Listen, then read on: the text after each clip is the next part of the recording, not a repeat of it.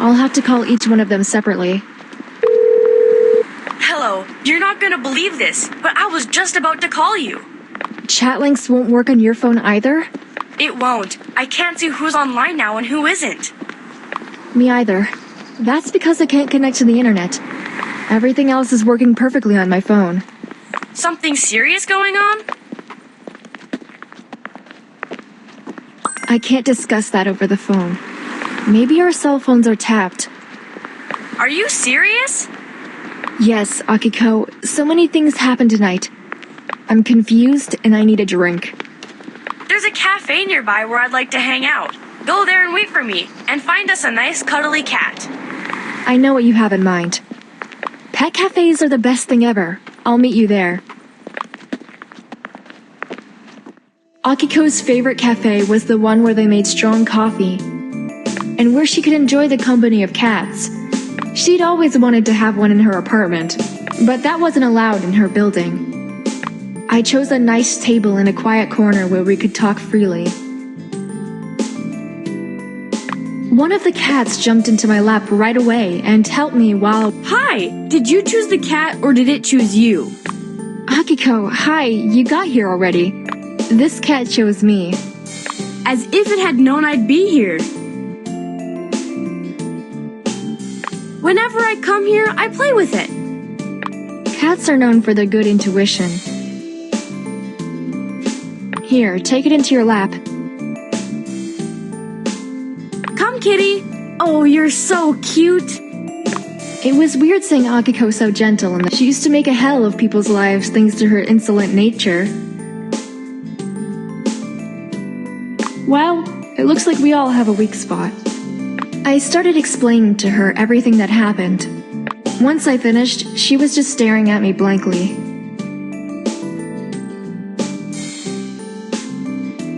Why don't you say something, Akiko? I'm shocked. I can't decide whether I would rather teach Mizuki or Katsumi a lesson. Neither of them is better than the other. Katsumi is small fry compared to Mizuki. To snitch to Daki so easily? Luckily they can't do anything without proof. Yeah, but the guy's arrested for no reason.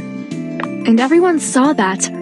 At least Katsumi managed to escape, but Tadaki doesn't look resourceful at all. Probably they'll just interrogate him and let him go.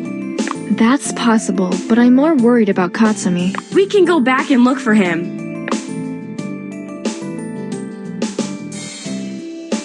I was thinking the exact same thing. I'm not gonna be able to sleep tonight from worrying.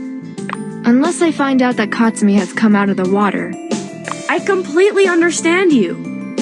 Then we're heading there right away. Sure, only if you let go of that cat. We can't take it with us. Oh yeah, you're right. I'm so used to carrying it that I take it everywhere I go. Akiko, I wanted to ask you one more thing before we go. Yeah, I guess this wasn't about Katsumi. What did you want to know? I was wondering, are you and Tadaki now in a relationship? Wow, you don't beat around the bush, do you? As for me, starting tonight, I consider him my boyfriend. Wow, that means something happened tonight. Let's say we made a step forward. We were chatting this afternoon, and guess what? He's using his real name and profile photo on ChatLinx now. He laid his cards on the table. Great, that's progress. I thought you guys had made a step further from ChatLinx. For example, going out on a date. Yeah, I had that in mind. I mean, I wanted to ask him out since he's such a sissy. I suppose you'd take the initiative. I have to. I'm gonna be old by the time he finishes his song and gathers the courage to ask me out. He's insecure because you're so full of self-confidence. He's afraid of disappointing you. You two have completely different personalities, but that's precisely why you complement each other.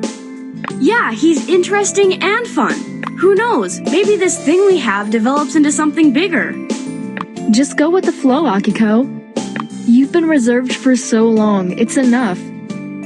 Yeah, enough talking about me. We have an unsolved case that's waiting for us. Yeah, let's go. Akiko slowly put the cat down and petted her one more time before we went out. Then she turned around to see if the cat was still watching her. And then, seeing that it had already found its place in another guest's lap, she just waved. Cats will be cats. They only love you while you're there to pet them. Sounds like a new life motto. Whenever I did something with Akiko, I always felt courageous and confident. She was arousing that rebellious energy in me. We came to the clearing where Katsumi was last seen. We were alone and it was awfully quiet. We glanced over the fence, but it was way too dark. Even if Katsumi had been hiding there, we wouldn't have noticed him. I can't see a hand in front of my face.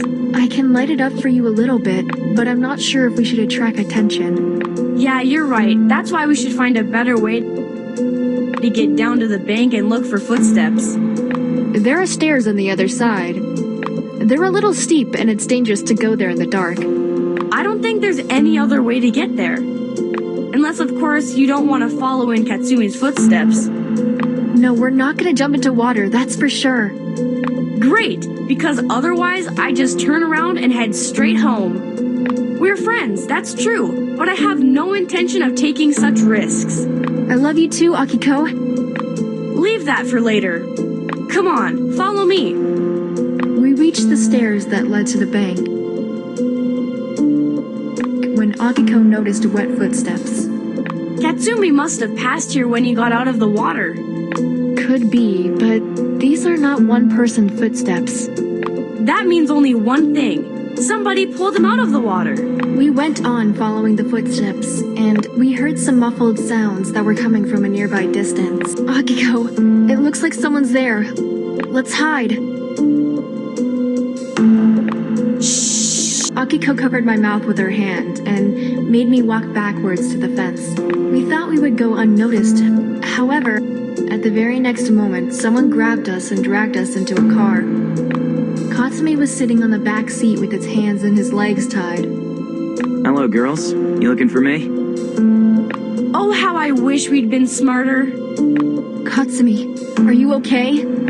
Are we kidnapped? It seems so. And no, I'm not okay. You shouldn't have gone looking for me. None of the suspicious guys wanted to talk to us.